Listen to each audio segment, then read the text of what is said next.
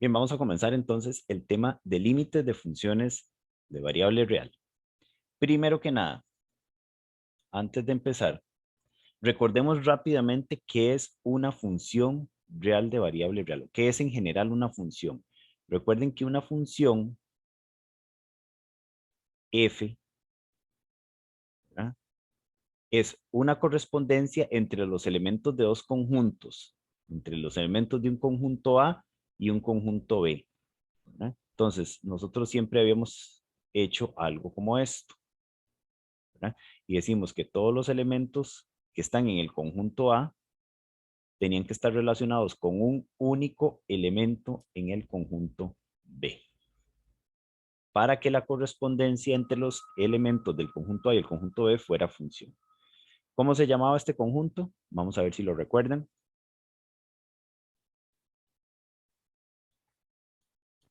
Dominio. Dominio, correcto, ¿verdad? Esto lo llamábamos dominio de la función. ¿Y este otro? Codominio, creo. Codominio, muy bien. Vamos bien. Y, por ejemplo, en el codominio podían haber elementos, ¿verdad?, que no estuvieran relacionados con algún elemento de A, del dominio. ¿Cómo llamábamos a los elementos del dominio? ¿Se acuerdan?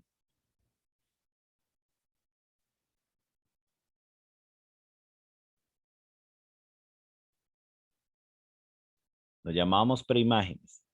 Y sus correspondientes en el codominio eran sus respectivas imágenes. Pero vean que, como recordarán también, podían haber elementos en el codominio que no son imágenes de nadie, ¿verdad? Entonces eso simplemente son elementos del codominio. ¿Alguien recuerda cómo se llamaba este subconjunto del codominio que se formaba con las imágenes? Ámbito. El ámbito, ¿verdad? Entonces a este conjunto lo llamábamos ámbito o rango. ¿De acuerdo? Muy bien. Entonces, con esos conceptos claros, podemos precisamente iniciar el tema de límites porque lo vamos a ocupar.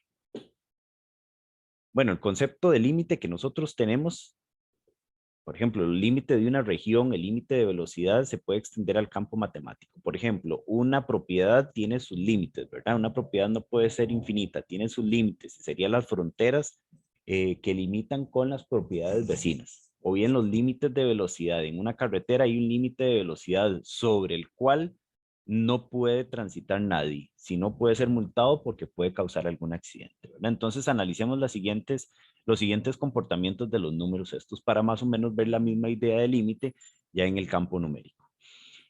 Veamos estos números. Este es el 1,9, el 1,99, el 1,999, el 1,9999 y el número 1,9999. ¿A qué número podemos ver que se van acercando estos números? O sea, entre más cantidad de 9 hay aquí, ¿a qué número están acercándose esta sucesión de números? Al 2. 2. Muy bien, se van acercando a 2.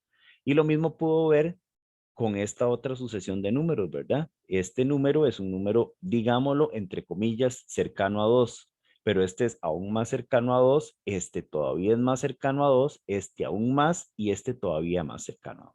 Entonces, ambas sucesiones de números se están aproximando al número 2. ¿De acuerdo? Tanto por la izquierda, que cuando digo por la izquierda es valores menores que 2, como por la derecha. ¿Verdad? Entonces, a medida que estemos agregando números a esa secuencia, vamos obteniendo valores cada vez más cercanos a 2. Eso es lo que en un contexto matemático decimos que cada secuencia tiende a 2. ¿De acuerdo? Y ese es el concepto que podemos extender ahora al comportamiento de una función cuando su variable independiente, que serían la preimagen o las abscisas, recuerden que hay varias notaciones para eso, se acerca a algún valor en particular. Por ejemplo, supongamos que tenemos una función cuyo criterio es este, la f de x igual a 2x más 1. Y analicemos qué pasa con esa función, con los valores de esa función, con las imágenes de X cuando X se acerca a 1, cuando X toma valores más cercanos a 1. Entonces, veámoslo mediante estas tablas. Veamos que aquí tenemos los valores de X y ponemos algunos valores que, como en las sucesiones anteriores, se van acercando en este caso a 1. Ven, estos valores de aquí se van acercando, son cada vez más próximos a 1. ¿Qué pasa si yo calculo la imagen de 0 a través de esta función? Recuerden que para calcular la imagen de un número a través de una función cuyo criterio es conocido, lo único que tengo que hacer es sustituir X aquí por el valor. Y ven que en este caso queda muy fácil, porque si X fuera 0, aquí me quedaría 2 por 0 más 1, entonces me da 1. Entonces la imagen de 0 es 1. Si ahora calculo la imagen de X de 0,25 a través de esa función, ¿verdad? Entonces aquí sustituyo 0,25 X por 0,25, lo multiplico por 2 y le sumo 1 y eso me da 1,5. Si hago lo mismo con 0,75 voy a obtener esta imagen. Si hago lo mismo con 0,99 voy a obtener esta imagen. Y si hago lo mismo con 0,999 voy a obtener esta imagen. ¿A qué números se están acercando las imágenes de cada uno de estos valores?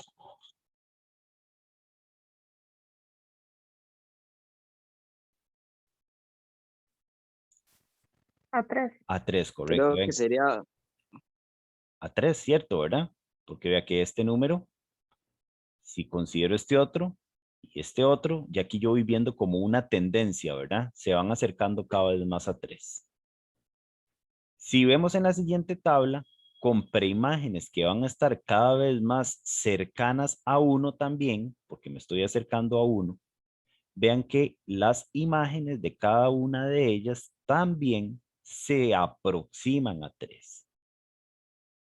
Entonces, observemos que independientemente por dónde me acerque yo a 1, y donde digo yo por dónde me acerque a 1, es que recuerden precisamente que en la recta numérica, ¿verdad? Si por aquí está 1, ¿verdad? A la derecha de 1 van a haber números mayores que 1, como lo son estos, ¿verdad? Serían estos de aquí. Y a la izquierda van a haber números menores que 1, ¿verdad? Que serían estos de aquí. Entonces, si yo me estoy aproximando a 1, independientemente por dónde lo haga, ya sea por la izquierda o por la derecha, la función está teniendo valores, o lo que es lo mismo, las imágenes de cada uno de esos valores se van acercando a 3. Ese comportamiento, de manera muy informal, lo podemos ver también en esta gráfica. Esta es la gráfica de esa función, es una función lineal. F de x igual a 2x más 1, ¿cierto? Esta recta que está aquí representa la función que estamos estudiando. Y ven que si me acerco a 1 por la izquierda o por la derecha, esta región aquí que está sombreada es básicamente el vecindario que estoy tomando alrededor de 1. Y entre más cerca esté yo de 1, las imágenes de estos elementos que están aquí cercanos a 1 van a ser imágenes que están cada vez más próximas a 3, como lo vimos en las tablas anteriores. ¿Qué quiere decir? Que el límite de esa función cuando x tiende a 1 es 3. O que la función tiende a 3 cuando x tiende a 1. Y eso se dice o se lee que 3 es el límite de la función cuando x tiende a 1 y se denota de esta manera. Así es como vamos a denotar entonces ese comportamiento. Decimos que el límite cuando x tiende a 1, o sea, cuando x se acerca a 1, independientemente por donde sea, de esta función va a ser 3. ¿Por qué? Porque la función se acerca a 3 cuando x se acerca a 1. ¿Queda claro?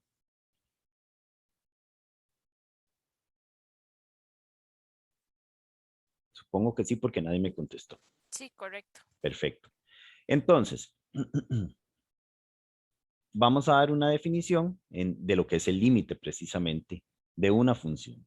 Entonces, si f es una función cualquiera y los valores de f son cada vez más cercanos a un número L, siempre que x se aproxime a un número A, entonces decimos que el límite de la función cuando x tiende a es igual a ese valor L.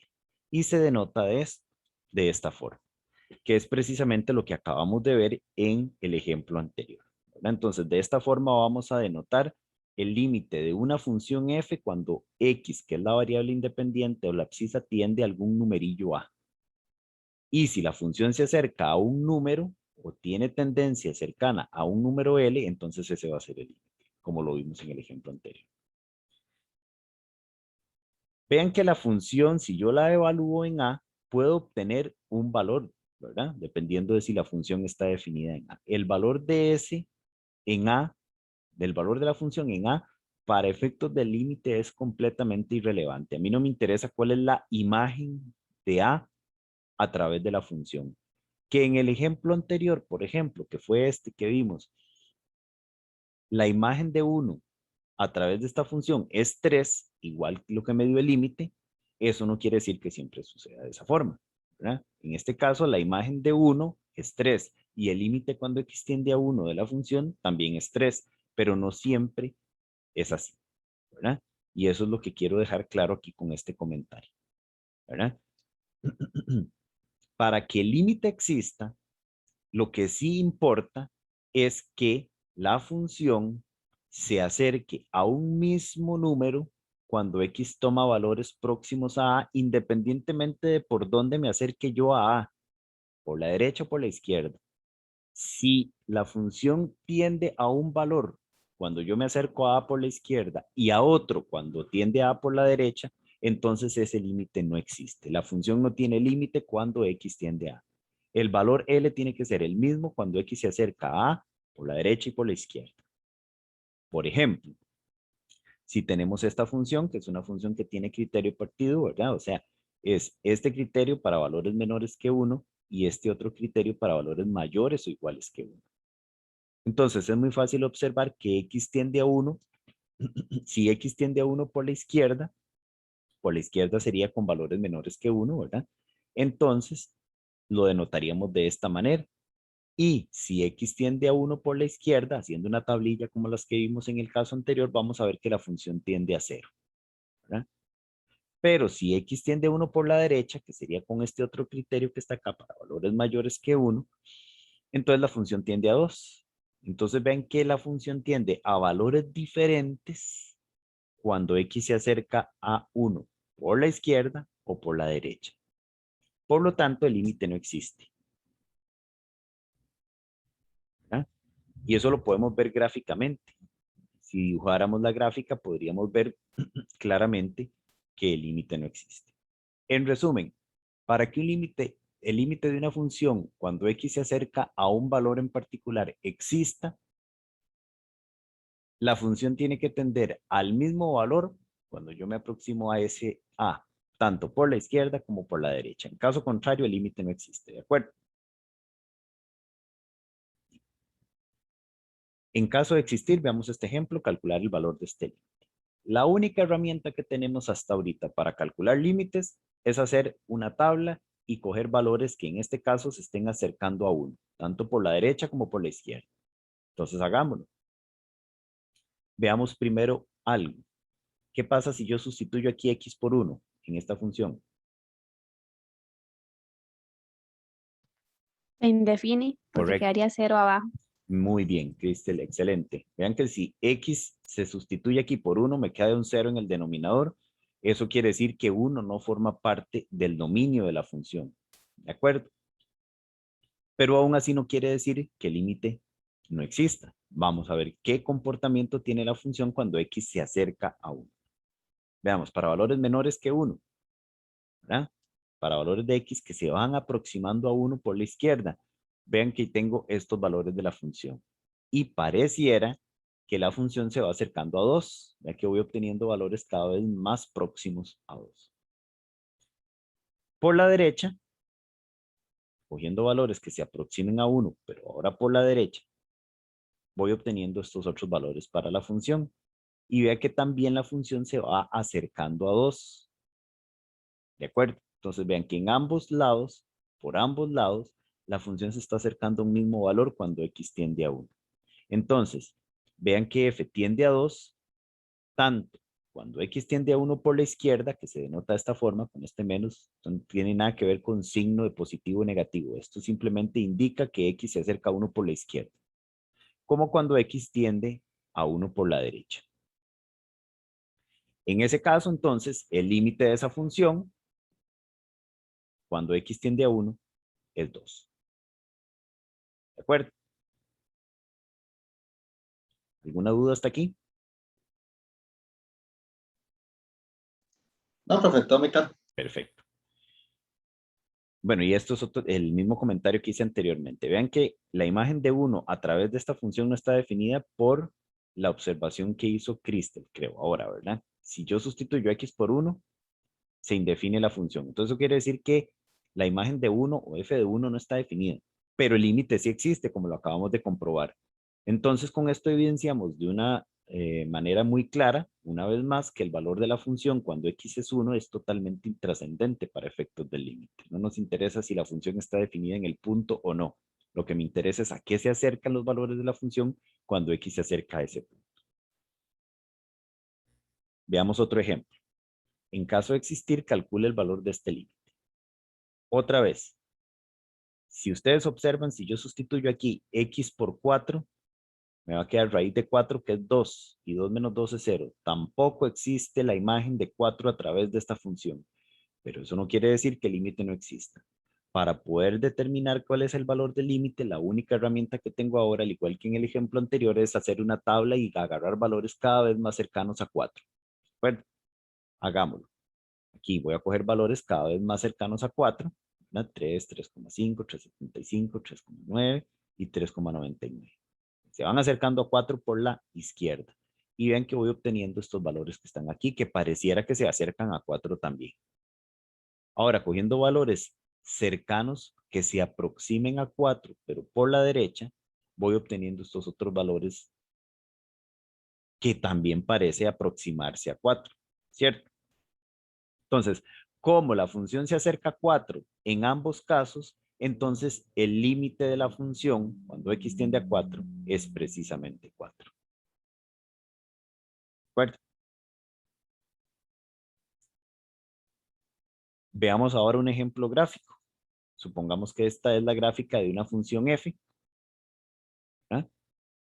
Y me piden, en caso de existir, determinar el valor de estos límites. Voy con el primero. Cuando x tiende a 0. ¿Dónde está 0 en x? El origen, ¿cierto? Tengo que ver a qué se está aproximando los valores de la función cuando x se aproxima a 0 por acá, por la izquierda. Si x se aproxima a 0 por la izquierda, ¿a qué valores se están aproximando las imágenes de todos estos numerillos que están aquí cada vez más cercanos a 0? ¿Mm? ¿Perdón? A 0, ¿está seguro? Los valores de las imágenes de todos estos. ¿Dónde están las imágenes de todos estos elementos que están aquí? ¿No se están acercando a 3? Exactamente. Vean que las imágenes de todos estos, de la imagen del numerillo que está por aquí, es esta. La imagen del otro que está aquí es esta. Y ahí vamos, ¿verdad? Entonces, las imágenes de cada uno de esos elementos que están ahí cada vez más cercanos a 0 se están acercando a este puntillo aquí en la gráfica. Y ese puntillo vale 3. ¿De acuerdo? Como lo podemos ver aquí. ¿Ok? Ahora, si me acerco por el otro lado. Perdón. Si me acerco por aquí. A 0. ¿A qué se están acercando las imágenes de los valores de todos esos puntillos que pinté con rojo ahí? Son esos, ¿verdad? También se están aproximando a 3. ¿Lo ven? Entonces quiere decir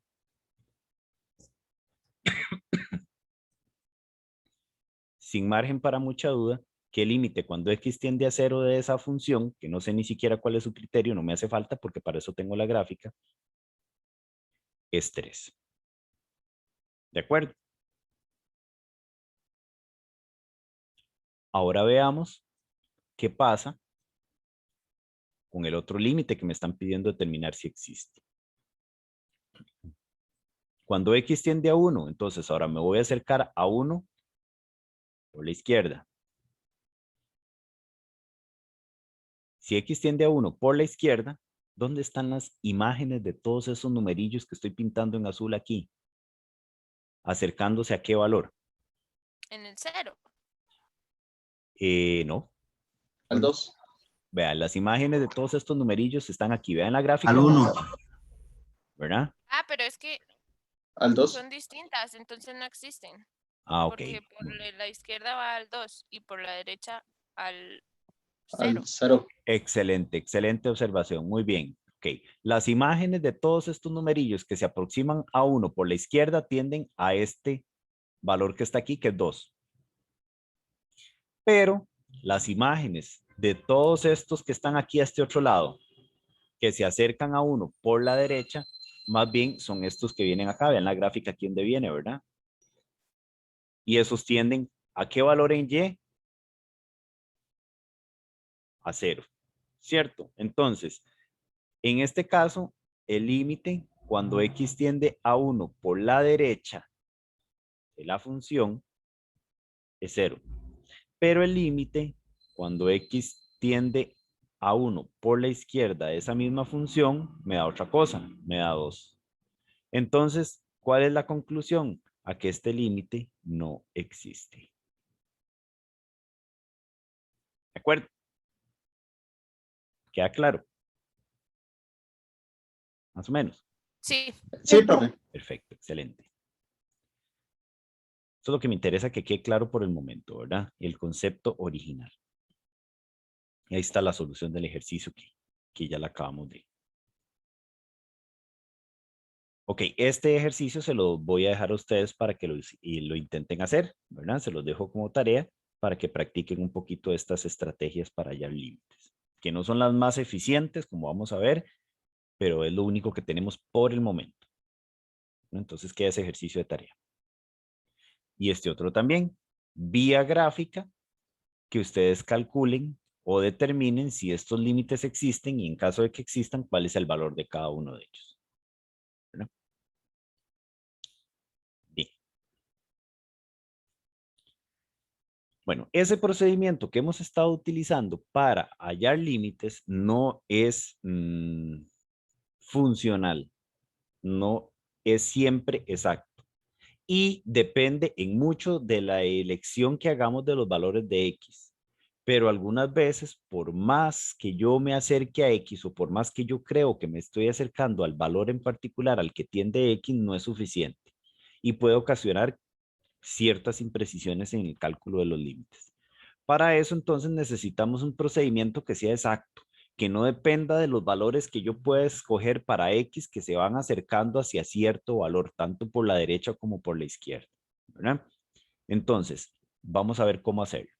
Y para hacerlo, necesito algunos resultados iniciales, algunas herramientas que me permitan a mí determinar en qué casos el límite es tal.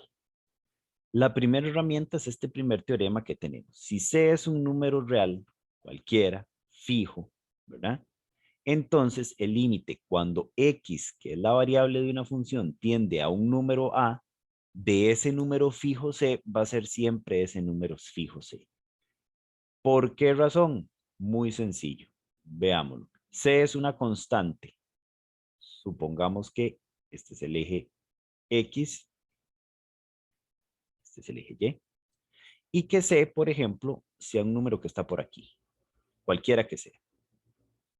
La gráfica de la función f de x igual C es una recta horizontal. ¿Recuerdan? Que pasa por C. ¿Ok? Es una función constante.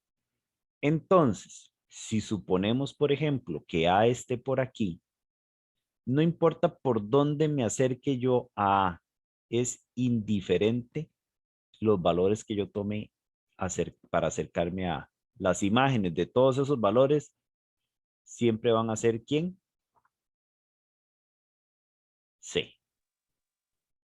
¿De acuerdo? Entonces, independientemente de por dónde me acerque a, la función sigue tendiendo a C. La función es una función constante. Entonces, es un primer resultado importante el hecho de que el límite de una función constante siempre va a ser la función constante.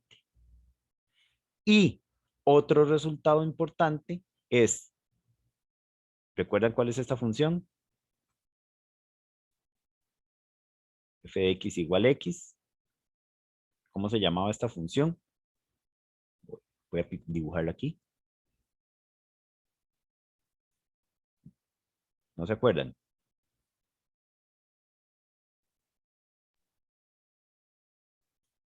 No les oí. No, profe, no recuerdo. La función identidad. La función que le asigna a cada elemento del dominio su idéntico en el codominio. Por eso se llama identidad. Entonces sería más o menos una recta que tiene este comportamiento. Entonces lo que me dice este teorema es que si A, por ejemplo, fuera un número que está por aquí, no importa por dónde yo me acerque a A, ¿verdad? Como esa función le asigna a cada elemento del dominio su idéntico, o sea, a A le va a asignar como imagen A mismo, entonces la función se está acercando a A también. Aquí. ¿De acuerdo? Entonces eso es otro resultado importantísimo que tenemos. Entonces el límite, por ejemplo, cuando x tiende a 5 de x, va a ser 5.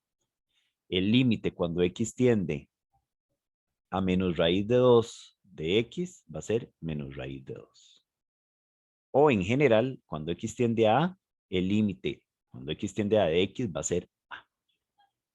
Esos dos primeros resultados, o ese teorema que contiene dos resultados, son importantísimos para poder empezar a calcular límites de una manera más sencilla que no sea haciendo tablas y más efectiva también, ¿verdad? Y este otro teorema me da el álgebra de los límites, que me permite entonces también algunas propiedades con las que yo puedo manipular los límites. Por ejemplo, el primero, si los límites de estas dos funciones f y g existen, ¿verdad? Entonces, el límite de la suma o la resta de esas dos funciones va a ser lo mismo que el límite de la primera función más o menos, dependiendo del signo, el límite de la segunda. ¿Qué quiere decir? Que si tengo el límite de una suma, puedo separar eso como la suma de los límites, o la resta si fuera una resta. Si C es una constante y tengo el límite de C multiplicando una función, esa C yo la puedo sacar del límite y me da exactamente lo mismo. Si tengo el límite de una multiplicación de funciones, yo puedo separar ese límite como el límite de la primera función por el límite de la segunda. Y por último, si tengo el límite de una división, puedo separar eso como el límite del numerador entre el límite del denominador siempre que este límite que está aquí abajo no me dé 0, porque si me da 0, esta expresión se indefiniría. Entonces vean cómo tengo ya un par de herramientas que me pueden permitir calcular límites de una manera más ágil. Además, si tengo el límite cuando x tiende a algún valor en particular de una función elevada a un número real positivo, como en este caso, o sea, el límite de una potencia, es la potencia del límite. O sea, aquí simplemente yo, si lo que tengo elevado a un alfa es la función, puedo elevar todo el límite al exponente S. Bien, y es importante resaltar que este teorema que está aquí, el valor de alfa puede ser cualquier número real siempre y cuando sea positivo, porque si fuera negativo, por leyes de potencia, esto podría caer en el denominador si fuera negativo, ¿verdad? Y dependería de otras cosas. Pero si alfa es cualquier número positivo, puede ser, por ejemplo, un medio o cualquier fracción. Y recuerden que por leyes de potencia nosotros tenemos que cuando tenemos una expresión con un exponente fraccionario, eso es una raíz, ¿verdad? Y podríamos escribirla entonces de esta forma. Entonces, usemos eso que acabamos de ver ahí para calcular límites.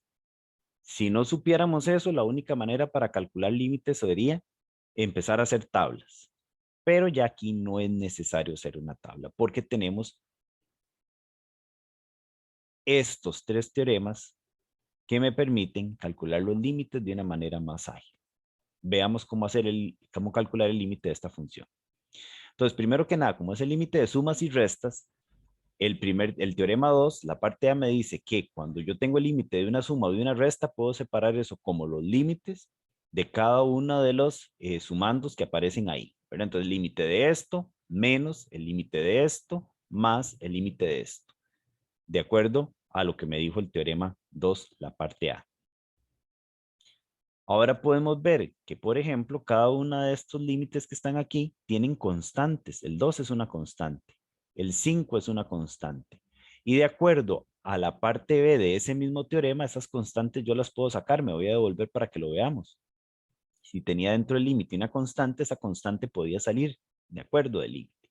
Y el resultado me daba lo mismo. Entonces, aquí voy a sacar el 2, que es la constante de aquí. Voy a sacar el 5. Y esto lo voy a dejar ahí momentáneamente. Ahora, para este de aquí, este es el límite de una potencia. Y de acuerdo a este teorema de aquí, entonces ese exponente yo lo puedo poner a todo el límite, ¿verdad? El exponente que tiene aquí, la x, que es un 3, lo puedo poner a todo el límite, de acuerdo al teorema 3. Y ya esto está listo para poder calcular los límites, porque vean que al final me quedó este límite que está aquí entre paréntesis, es el mismo que está aquí, y es el límite de la función identidad, el límite de x. Y ya yo tengo por el primer teorema que vimos que el límite de x, cuando x tiende a una constante, es la misma constante. Entonces aquí es lo mismo sustituir x por 3. Entonces voy a obtener el 2 que ya tenía ahí y 3 a la 3. Menos 5 por el límite de este, que también es 3, aplicando el teorema 1, y por el mismo teorema 1, cuando tenía el límite de una constante, recuerden que me daba la misma constante. Y entonces me queda aquí simplemente una operación que tengo que efectuar. Muy fácil, ¿verdad? Nada más poner la calculadora a trabajar y eso me da 41. ¿De acuerdo? ¿Cómo lo ven? ¿Alguna duda aquí? Bien. No, profe. Igual, en caso de existir, entonces calculemos el límite de esta otra función. Vamos a aplicar exactamente los mismos pasos. Aquí primero separamos el límite de todo esto como el límite de cada uno de los sumandos que están ahí. Luego sacamos las constantes en este caso y en este caso, que serían estas.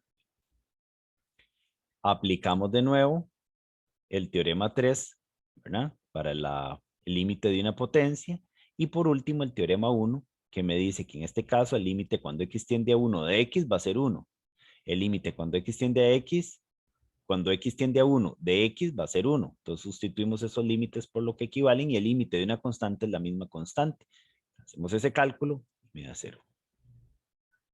Vamos a ir viendo que todos estos procesos al final uno se va brincando pasos, ¿verdad? Porque al principio nada más uno lo hace para justificar de dónde vienen todos los pasos. Vean que en ambos ejemplos que hemos resuelto, ¿verdad? Son polinomios, ¿verdad? Aquí era un polinomio, aquí era otro polinomio.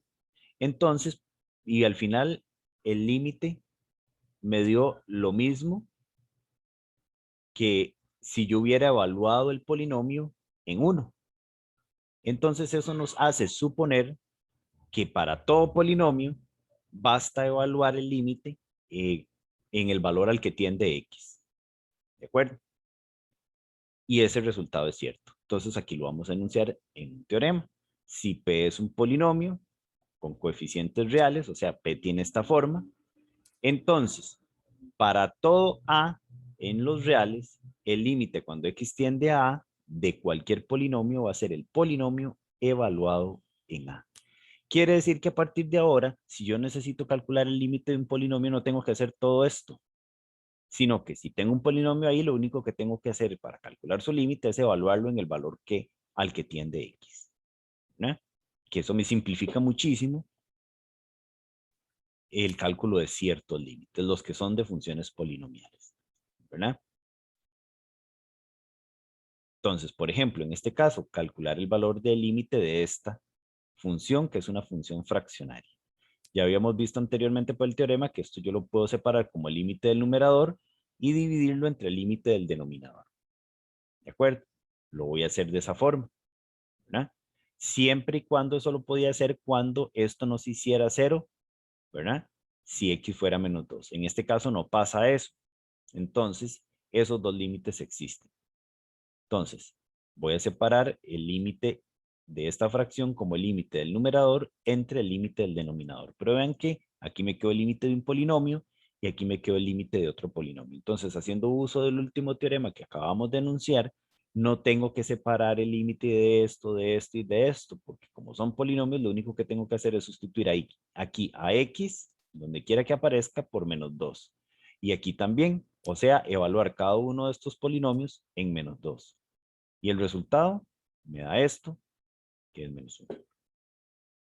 ¿De acuerdo?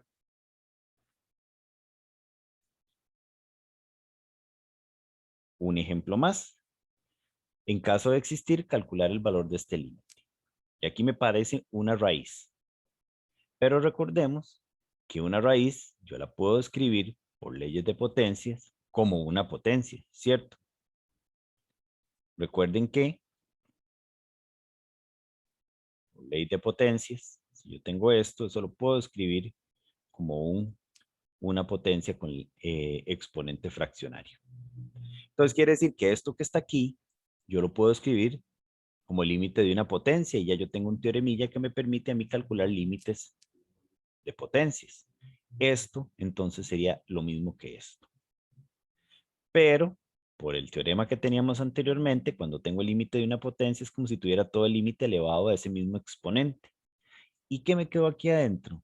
El límite de un polinomio, ¿cierto? Entonces este límite es muy fácil de calcular por el último teorema que vimos. Como es un polinomio, lo único que tengo que hacer es sustituir a x por 3. Evaluar el polinomio en 3. Entonces aquí me quedaría 3 a la 2, me quedaría 3 por 3 y aquí me quedaría menos 10. Eso me va a dar 8. Y todo eso está elevado a la 1/3. O lo que es lo mismo, raíz cúbica de 8. ¿Y la raíz cúbica de 8 cuál es? 2. Y este es el valor del límite. ¿De acuerdo?